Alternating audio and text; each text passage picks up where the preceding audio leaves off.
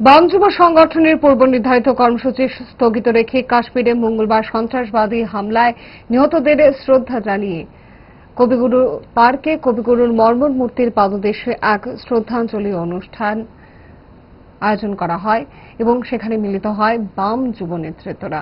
সেখানে নিহতদের প্রতি এক একে ফুলমালা দিয়ে শ্রদ্ধাঞ্জলি নিবেদন করেন বিধায়ক নির্মল বিশ্বাস, ডিওয়াইএফআই রাজ্য সম্পাদক নবারুণ দেব, রাজ্য সভাপতি পলাশ ভৌমিক সহ অন্যান্যরা।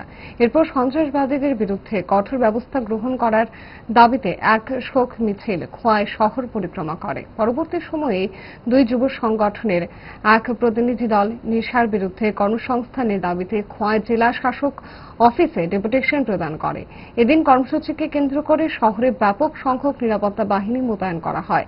বাম যুব নেতৃত্ব পলাশ ভৌমিক কর্মসূচি প্রসঙ্গে বিস্তারিত তথ্য তুলে ধরেন।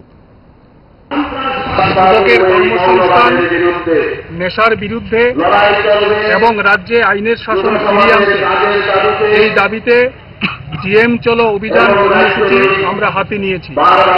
আজকে খোয়াই জেলাতে ডিওয়াইএফআই এবং টিওয়াইএফের উদ্যোগে এই কর্মসূচিটি অনুষ্ঠিত হবে।